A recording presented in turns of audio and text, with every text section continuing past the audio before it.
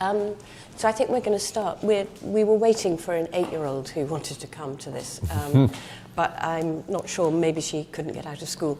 But I wanted to say a very warm welcome to Knowsley Hall, and in particular to the students who've travelled a long way, to Titherington School and Thomas Rogers and Cardo Beck and, of course, Will, who, when he came on my guided tours this summer, knew more about the 14th Earl than I did, and Melissa as well. So delighted that you're all here, and the non-students, just who are curious. I'm doing these study days. Yesterday, I thought today would be action-packed and very full, but yesterday we had 60 people, which was lovely. And today you're in for a real treat, because we're talking about the 14th Earl, who is one of my heroes, and we've got all the people who are his complete fan club here. Professor Andrew O'Shaughnessy, Jeff Hicks, Anne Somerset, who else have we got? Me. And you're in for a real treat, because we know a lot about him now, and we're lucky to know a lot about him, because we've been working on... Oh, and Jeannie. Where's Jeannie? There she is. Jeannie Grantmore. So we've all learnt a lot about him, and we're going to share what we've learnt about him. Part of the reason I'm putting on these study days is because there's no A-level offering in this borough. And there hasn't been since 2016. You can't do an A-level here, even if you wanted to. You have to go outside the borough. And Victoria Grimes is very supportive of this project from Granada TV, and she's going to do a piece on the news at some stage. So everyone is being filmed. I hope you don't mind. So we're going to start talking about what the background of the 13th Earl and the 14th Earl. So the 14th Earl, this is him when he was 17. And this is his father. So his father was a bibliophile. We studied him yesterday. And his father had a very lonely childhood, because he was abandoned by his mother at 4. She went off and ran off with the 3rd Duke of Dorset and had a child on the south of France. And so his father went to court a very famous actress in London. So the 13th Earl had a very, very sad and lonely childhood, and he filled his childhood with animals and books. And so as a result, when he had children of his own, he married his cousin. He wanted to make this house very vibrant and a real family home, and he did. And that was the atmosphere that the 14th Earl grew up in, security. And that made a big difference. He also had his... Don't worry, come in. I've only just started. And so the 14th Earl, as a young man, grew up in this very, very large house, but it wouldn't have felt large because it was full of people and fun and cousins. So all the cousins grew up here and did, because there wasn't primary education, they grew up in the schoolroom here, which Anne Somerset is sleeping in. That's where all the children learnt their tuition, rather like at badminton. So he was a real family man. He married his cousin, and he was lucky enough to have his step-grandmother, Eliza Farren, the famous actress, as his step-grandmother, and she taught him Shakespeare and to recite poetry from the age of 8. He went to Eton from 1811 to 17, and there he taught himself, or from the books here, Italian, German and French, and he wrote poetry as a child from here. When he was at Oxford, he was at Christ Church, so I think we've got a Christ Church student here. Well, you know the equestrian statue in the courtyard? He pulled that down. And I hope he wasn't rusticated. I don't think he was, but it was a bit of hijinks. And so this is Knowsley as it was then. You can see it's got a slightly longer wing at the far end. And it was very much his sanctuary and home. But then when he came down from... and he had a normal aristocratic journey in his childhood. he went hunting a lot. He rode, he shot, and that stood him in good stead, because the first tour he did was he rode from Knowsley to Naples, and he did that when he was 18. So if you can imagine coming down from Christchurch and getting on a horse and riding to Naples with no social media, no checkbook, no credit card, no telephone, and no EasyJet. And that's what he did. And he went with his uncle, George Hornby, who was a tutor at Brasenose College.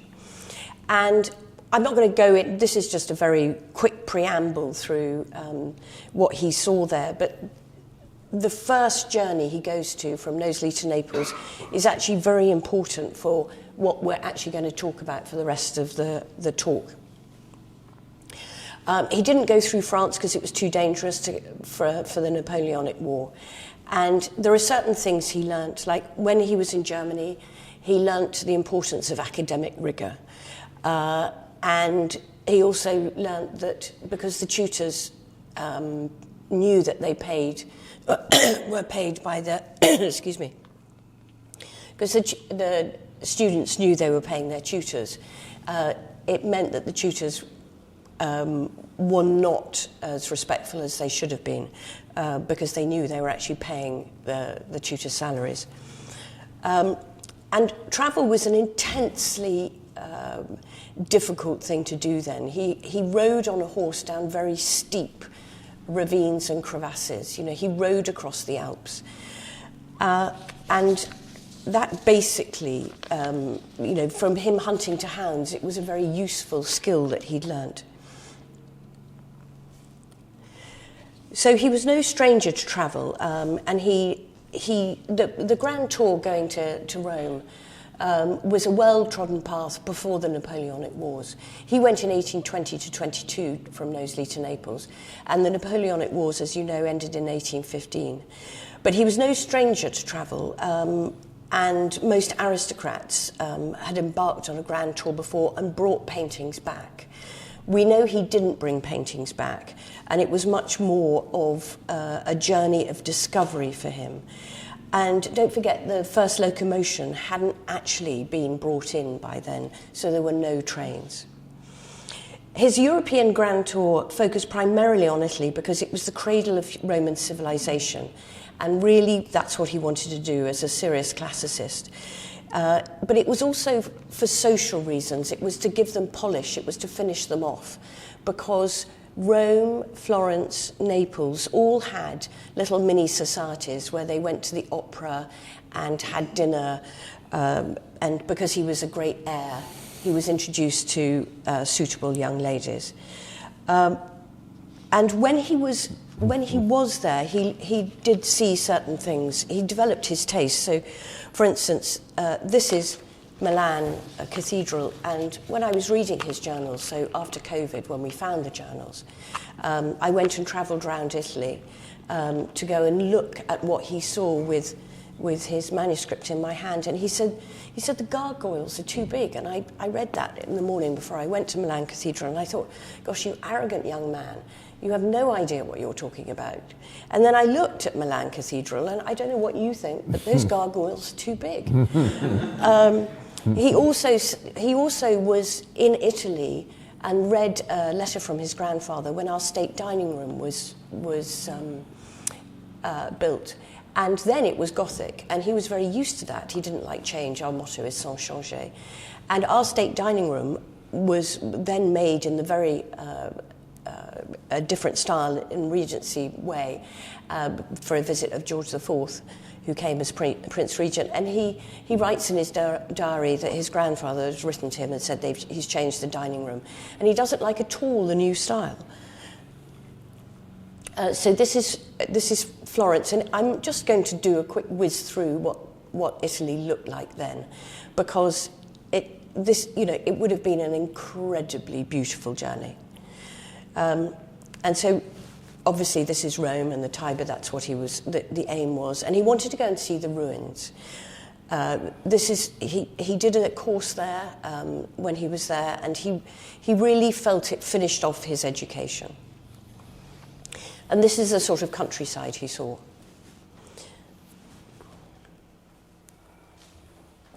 And then when he goes to Naples, hello, when he arrives in Naples, he has an interaction with the police, and he ends up in jail because he meets a situation where there is a policeman talking to some tourists, and the policeman doesn't take off his hat. It's obviously one of those testosterone-filled policemen, and he says, "Please remove your hat." He interrupts, actually, because it's nothing to do with him. It's the policeman's talking to another tourist.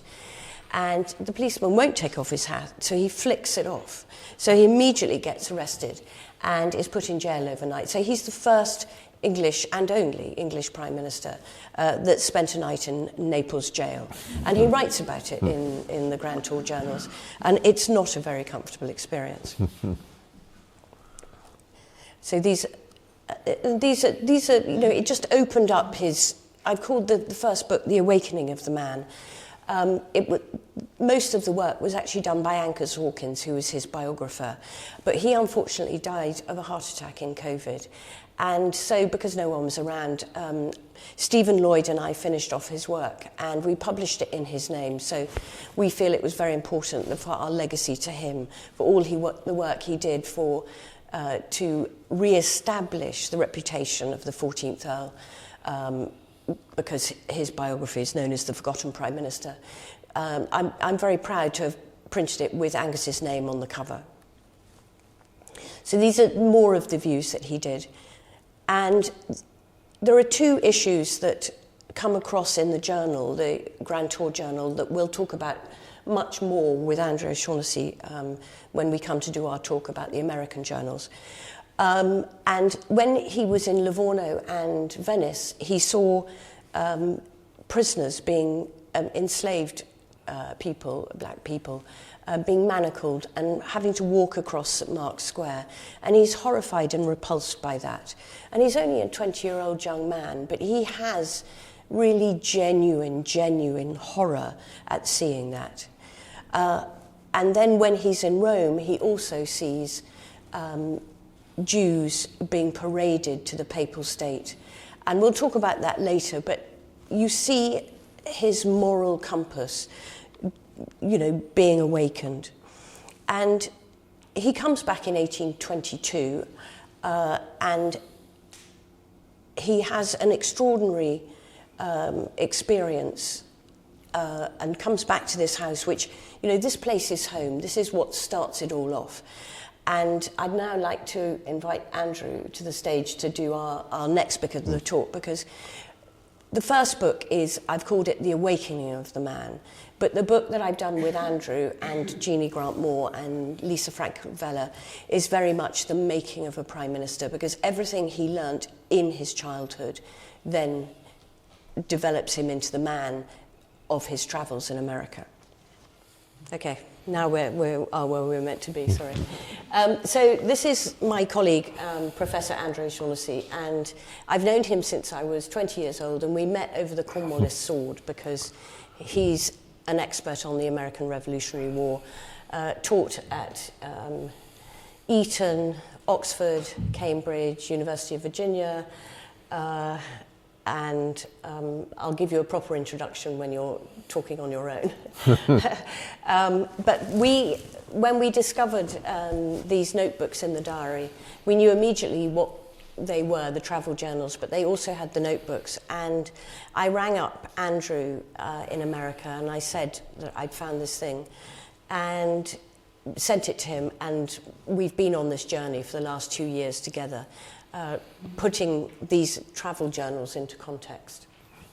When I saw this quote, it's in a really quite sensitive discussion about race in America and what he felt was the fear of Americans ever amalgamating and assimilating the black population. And he writes, we might even in time perhaps have a black president with 2 exclamation marks. I've never seen that in any source in the 19th century. No one could imagine such a thing at the time, and I realized that this was going to be quite a wonderful source of American history. It's over 300 printed pages, and gives some wonderful depth, as you'll be seeing, and really a marvelous description of what it was like to travel in America before the railways. And a lot of it is very vivid because, as Kazi mentioned, he wrote poetry as a child. He later, between times as prime ministers, translated the Iliad into English, Homer's Iliad. So he had quite a literary flair, and that's apparent in the journal. So this is the portrait of him. It's in the green drawing room here, and this is the wonderful thing about putting on this study day here. You can see, after we've talked, you can see all the oil paintings of him around the house. And this portrait is just in the green drawing room there. This was painted by Hayter just after he came back, 1825. And you can see him painted as an aristocrat, but kind of wild hair, and he hasn't shaved, so he's got this stubbly chin. He was one of the most high-profile and aristocratic people to visit the United States after the American Revolutionary War in 1776, and also the other war in 1812 to 15, which is never taught on the English syllabus, and it's something I only found out about, really, properly, is how important that war was when I started doing this project. He was very aware of the family he'd married into. He knew he was going to be the 14th Earl of Derby and all of the history that went with it. So to give you an idea of it, the first Earl of Derby, his wife was, well, his first wife was a Neville, and I'm a Neville, but his second wife was Lady Margaret Beaufort. And she was mother of Henry Tudor, who is Edmund Tudor's son. And she effectively ended the Wars of the Roses in the Battle of Bosworth because she put her son on the throne by making her husband swap sides and his 10,000 army supporting his son, Henry Tudor, instead of his king, King Richard III. So they were kingmakers, very much like Warwick the Kingmaker was kingmaker for the Plantagenet line. The Stanleys were kingmakers for the Tudors. And so the first Earl was that. The fourth, fifth and sixth Earl were patrons of Shakespeare. And then the 10th Earl redid the art collection because the 7th Earl had lost his head at the Cromwellian War. And then the 12th Earl started the Derby, and the 13th Earl built up the watercolour collection, and then we have the 14th Earl. So he very much knew he was stepping into very big shoes. But the other thing about him is he was a very early feminist. He adored his mother. He adored his step-grandmother, Eliza Farren, who I just talked about. So his step-grandmother was a very famous actress, and she taught him to recite Shakespeare.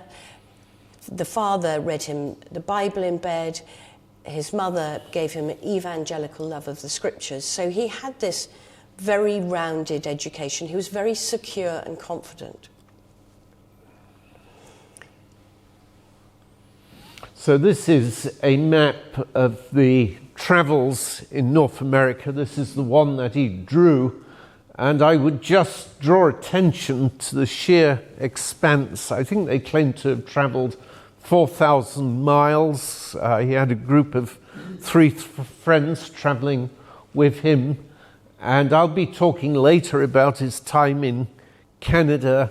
But essentially, they got right out to Midwest, to Kentucky, down to New Orleans and South Carolina, and up much of the East Coast in Massachusetts.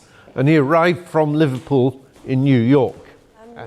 And he was traveling just about 5 years before one of the most famous European travelers of any time to America, Alex de Tocqueville, the Frenchman, who later wrote this marvelous book called Democracy in America that has proved to be very prophetic On the whole, he was very pro-democracy, but he also saw its weaknesses and dangers.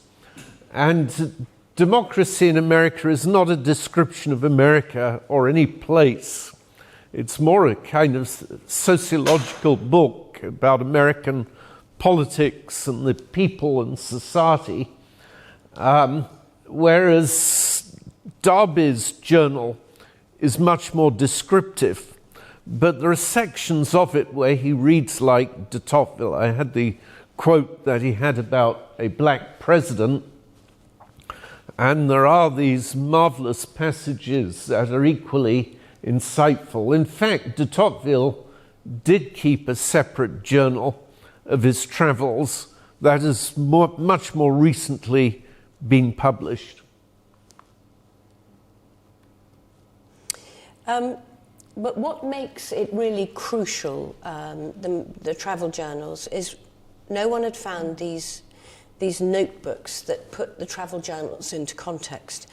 And this we found in the cupboard, and we'll show them to you later at lunch, because they really are, well, they're gold dust.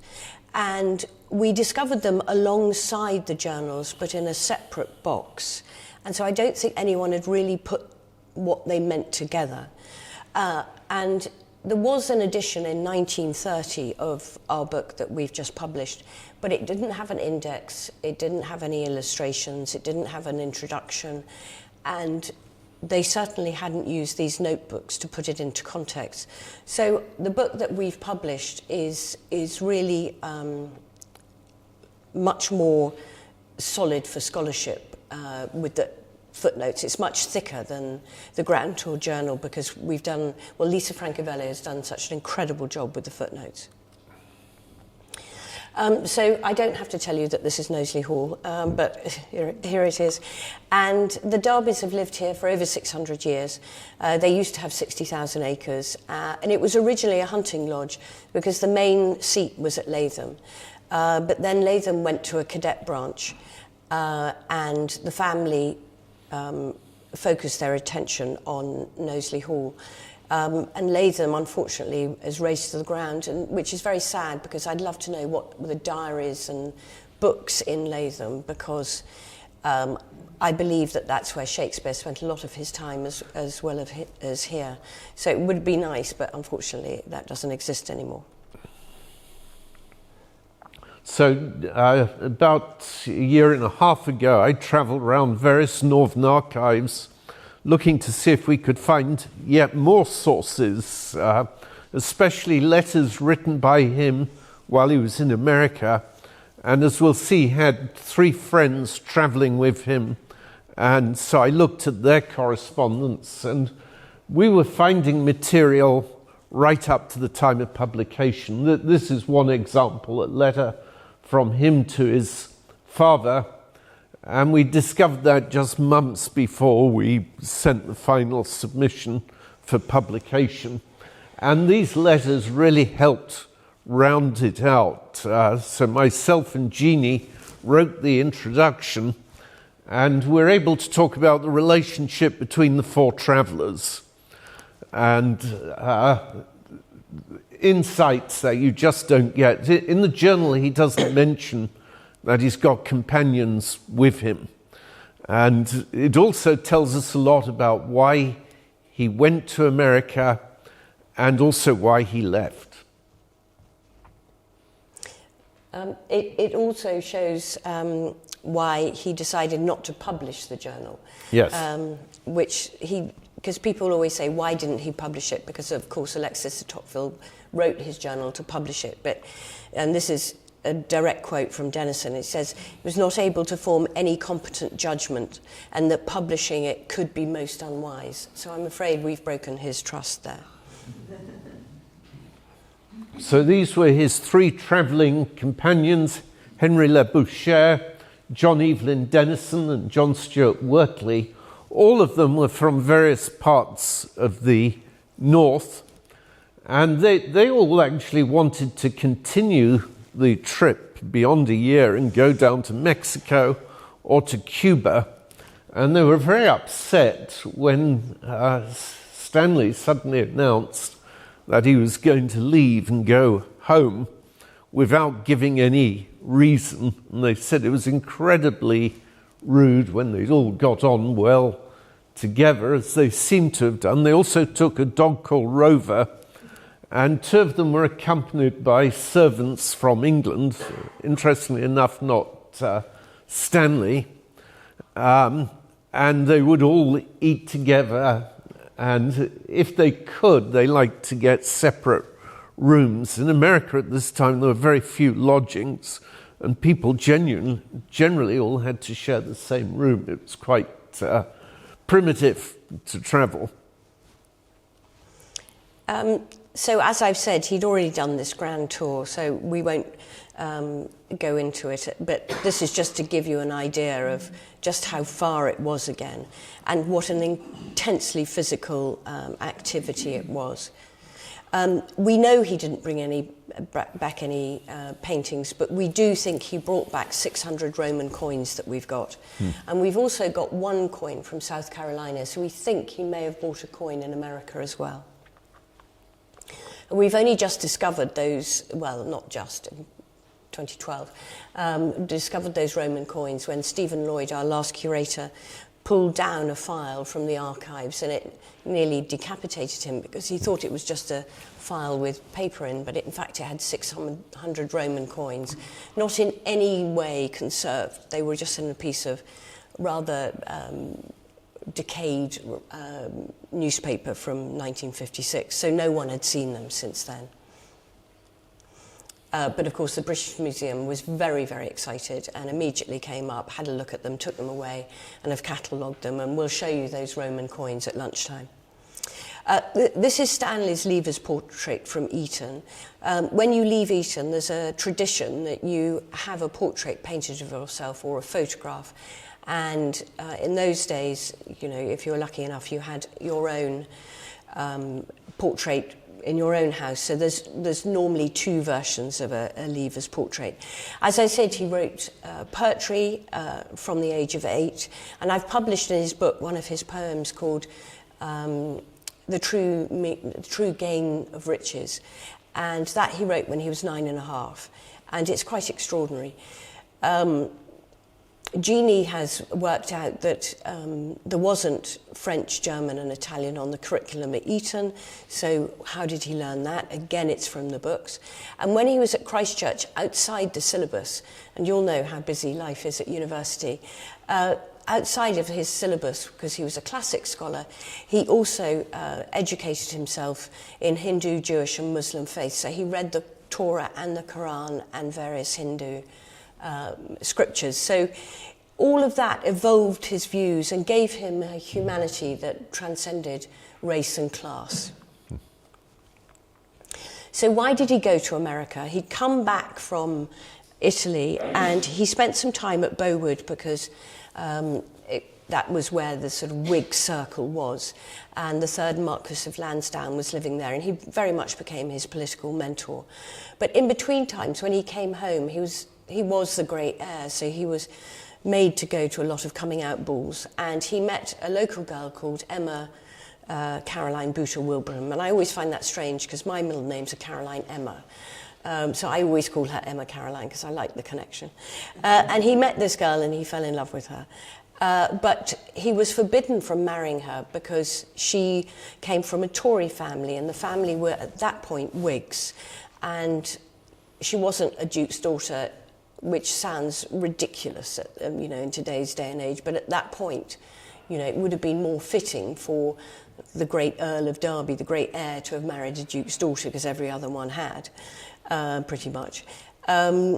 So he's sent by his grandfather to America because his grandfather, the Wicked Earl, who started the Derby, wanted to get him away from the clutches of this Tory girl.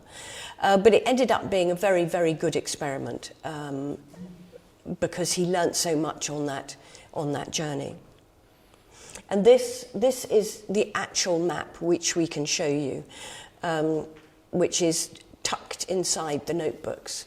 And we've reproduced it in the book because it's just so important. He did the red dots of where he decided to go.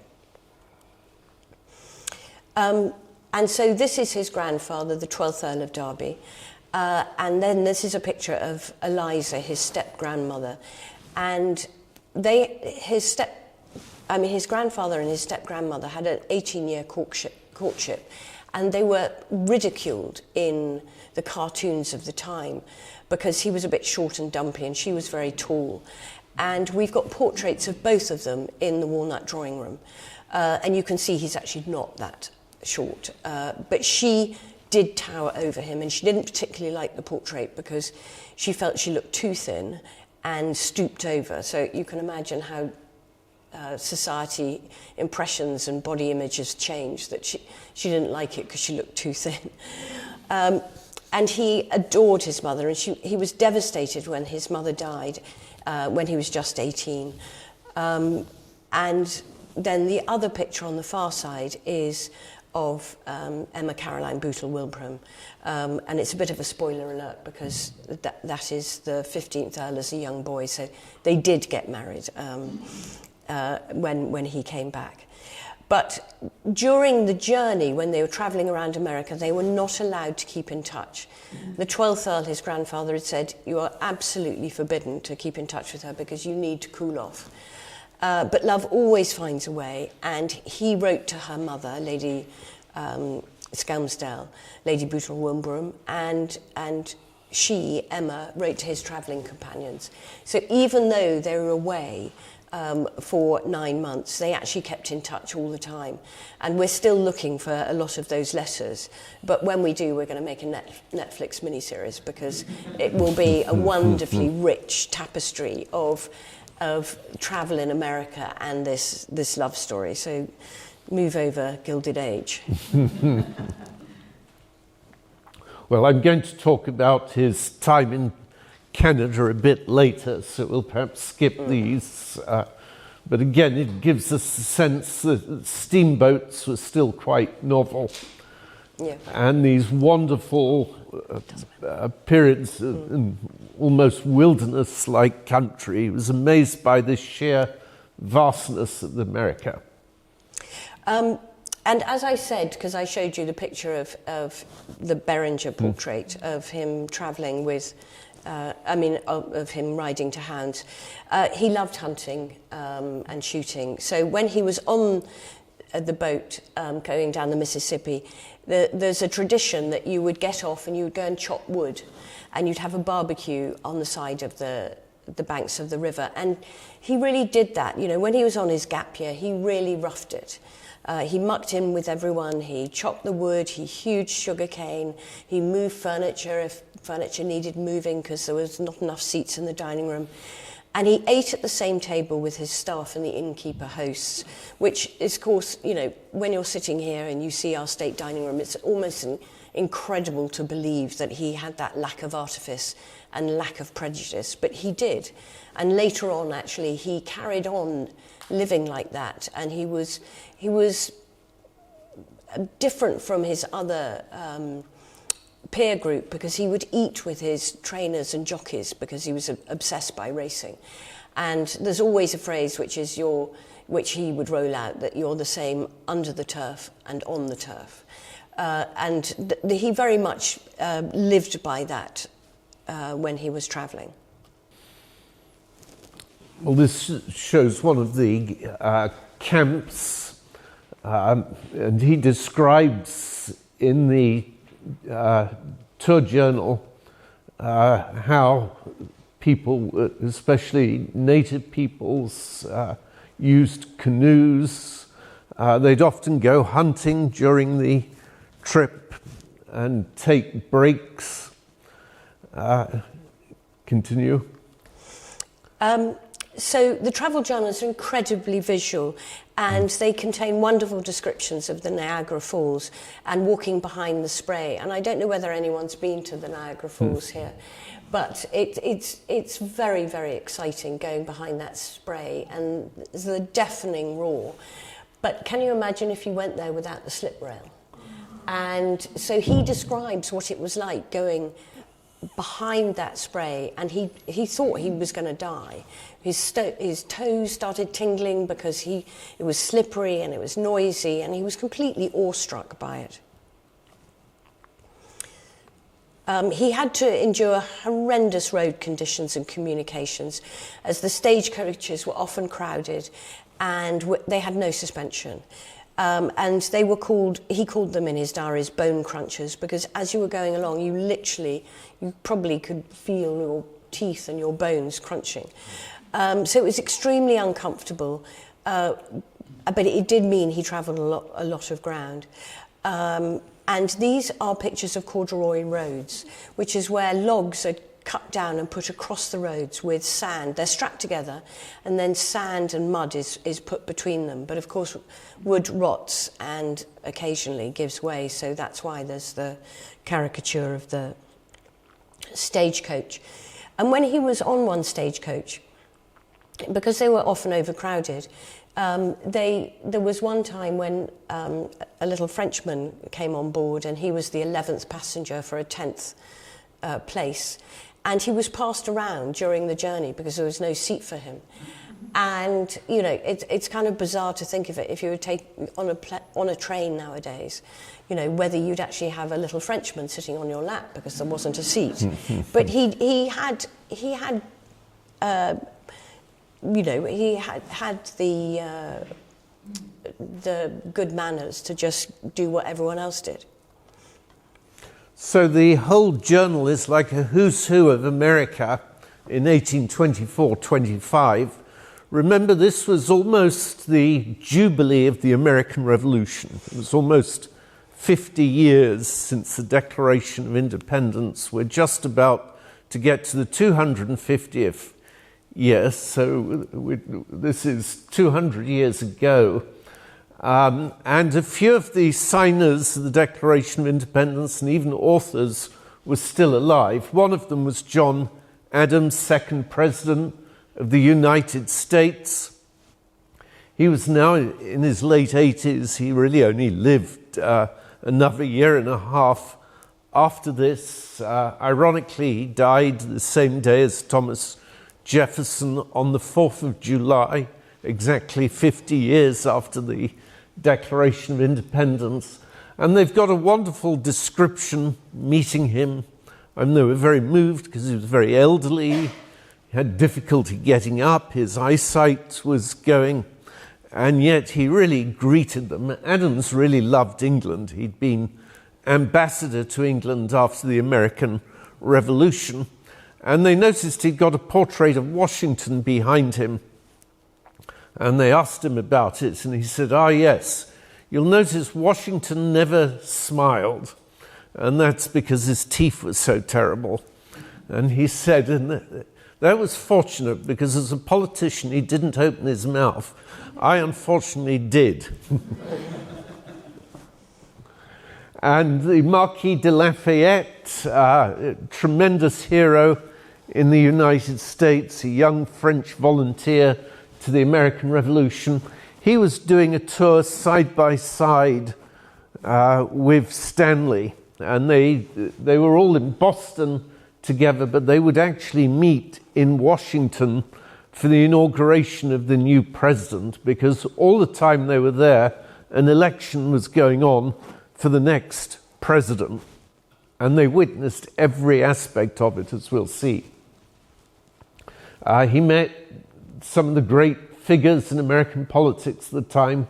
Daniel Webster, known as one of the great orators of the period and a big supporter of the Union, and John C. Calhoun, who impressed them enormously, who would later become infamous as the person who really articulated the idea of secession and the South breaking away from the North. They thought Calhoun one of the brightest people that they met, and that is generally supported by all of the historical accounts. But disappointed with his advance in politics, he turned to this idea of secession, which ultimately led to the Civil War. So as Andrew said, their visit coincides with the presidential election of 1824. when they arrive in Washington on the eve of the announcement of the successful candidate. And as a politician, he was interested in the whole political process and what could be learned from the American process and implemented into the British Empire. And you can just see everybody canvassing here during the election. They saw the announcement of the result of the presidential election when they were actually in the House of Representatives. And he's quite rude about the House of Representatives, saying it's dirty. And he doesn't think the quality of the debates are that impressive. And this is the election that Andrew Jackson dubbed the corrupt bargain. He thought it was rigged. Yes, there were 4 candidates and no clear winner, which meant that it had to go back to the House of Representatives. But the person who clearly should have won, who had the most votes and the largest geographical spread, was Andrew Jackson. And you can see these areas of greener where he was successful. But the others conspired to keep him out, and it eventually went to John Adams's son, John Quincy Adams, who was much more in the tradition of the gentleman politician that they'd been electing ever since George Washington. But Jackson was furious, and he'd spend all his time thereafter trying to overturn this election and revenge it. Interestingly, the current president, the person he's most often likened to is Andrew Jackson, especially after he denied the results of the 2016 election. And they were in Washington not only to see the announcement of the new president, John Quincy Adams, but also to attend the farewell party of the outgoing President James Monroe, who was a protege of Thomas Jefferson and a near neighbor. They went to the farewell party, they went to the inauguration party. They saw Andrew Jackson and were quite impressed by him and said he behaved really quite well, which would not be so true later. Jackson was infamous for fighting duels, even having punch-ups with people. And when he did finally get elected, he just opened the White House and broke open the beer kegs and invited everyone in. So Jackson's name really becomes synonymous with popular politics, a down-to-earth guy. My first 2 names are Andrew Jackson. Jackson's actually my mother's maiden name, but my father said, well, he always liked the president, Andrew Jackson, as a down-to-earth proponent of democracy. And they watched John Quincy Adams being inaugurated. They went to his party for his inauguration and his first evening in the White House. What was strange is Stanley really disliked him. And it's very odd because the 2 of them were so alike. And John Quincy Adams had been educated in Britain, even married in England. He was married at St. George's, Hanover Church. His father had been ambassador to England when he grew up. I mean, he was really like a European and very good classic scholar. But Stanley said he was shifty, never looked you in the eye. And he said his eyes were watering all the while, and he found him very off-putting and thought him rather pompous. In fact, I've always thought it odd that they didn't get on. So it's not just a diary. It's because it was completely different to his first travel journals, when he had a bridle in his hands. And because he had a bridle and was riding, and the terrain was much more hilly in Europe, he didn't manage to write such long impressions in the earlier journal. But in America, because he was traveling on a steamship, he had the time to really process what he saw. And one of the many themes that comes up is, religious toleration, slavery, and education. And So the theme of slavery is very predominant in this book. And it's as relevant today as it was then. He thought that slavery, as he wrote, was a stain on humanity. And he really minded the lack of opportunity that enslaved people got because they didn't have the education to better themselves. He talks about the conditions of slaves and anti-slavery in America. He notes that racial views are no better in the North than in the South. He talks about quadroons, who were basically mistresses to the white men in New Orleans, and they're a quarter black. And he particularly notices that enslaved women are made to work very late into their pregnancy in the fields in the South, and the East, hewing cotton. And he writes that that is not appropriate. And I know I certainly couldn't have done intense physical labour late in the terms of my pregnancy.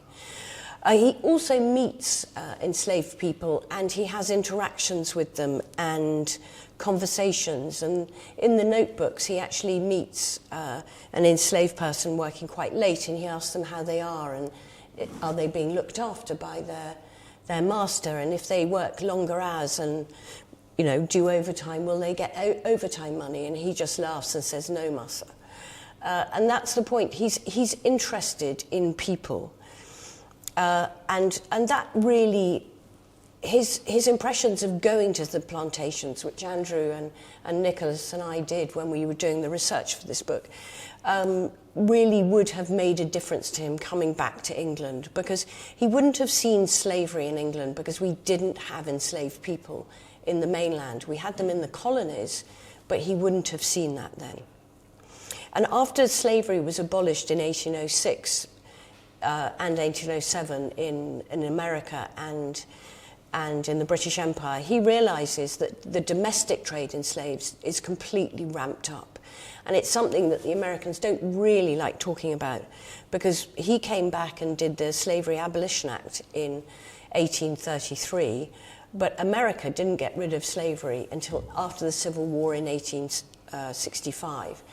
And a historian has actually commented that Stanley got rid of slavery by spending, well, I think it was 800,000 guineas then, which would have been the equivalent of 15 billion probably now. But in the American War of Independence, the American Revolutionary War, they lost 800,000 lives. So there's an interesting dichotomy there, and very tragic for the Americans. As Andrew said, he meets Native Americans and paints a very sympathetic portrait of them. And this is Elizabeth Brandt and Corn Planter. He also visited a lot of the colleges and took a great interest in education. And one of the themes of our introduction is that what he saw would influence a lot of his actions later in his political career. This is West Point, which he describes in some detail, founded by Thomas Jefferson when he was president, to this day the premier military academy for training officers in the US Army. He visited Harvard. He was very dismissive of Harvard, said it was about as good as an English prep school, but no better. And undoubtedly Harvard had more professors and was most impressive at the time. He was, though, very complimentary about a little college down in Kentucky called Transylvania. And when I was writing about colleges, someone said, "Have you looked at Transylvania?" Fortunately, I bit my lip and didn't say, "Why would I look at Romania?" This is actually down in Kentucky, very little known today, but at the time it was the leading university in sciences and medicine. And in fact, a number of the universities in the South were engaged in very interesting experiments covering more science, and he was impressed by that. I'm not going to go into the literary impact, because you've got Jeannie Grant-Moore to do a much better job than me, but there is a connection with James Fenimore Cooper, so we'll come back to that next. And there's also a literary impact with Charles Dickens, but again, Jeannie is going to talk about that. But the most important impact of this journey was on Stanley's political legacy, and all of the experiences that he had during his travels really inspired his latent ideas, which he later translated into his ministries as Chief Secretary to Ireland, Colonial Secretary and Prime Minister 3 times to Queen Victoria in 1852, 58-9 and 66-9. He was the guiding hand behind the Second Reform Act, which doubled the British electorate overnight to include men who rented property and didn't own it. But Jeff Hicks is going to tell you much more about how complicated that is. And interestingly enough, he also made a comment about tariffs in the appendix. And I arrived to do the book tour just as he announced these, President Trump announced the tariffs. And when I read that the 14th Earl was negatory about tariffs, he thought it was a negatory tax. I thought, oh goodness, I'm going to get chucked out of the country, because our first talk was in Palm Beach, which is where Mar-a-Lago was, but luckily we didn't have President Trump in our audience. And so he proposed and passed the Irish Education Act in 1832, because he'd been so impressed by universal education in Massachusetts. And he put in free, non-denominational primary education in every parish in Ireland in 1831. And Andrew Shaughnessy is going to talk about that at length. But really, the most important thing was slavery, his impressions of slavery. He felt it was the root of all evils and infected every part of the system like poison.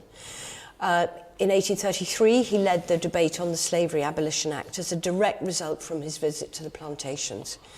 And the Abolition Act outlawed slavery in the British Empire, and he was responsible for negotiating the slaves' actual freedom from the plantation owners in the colonies.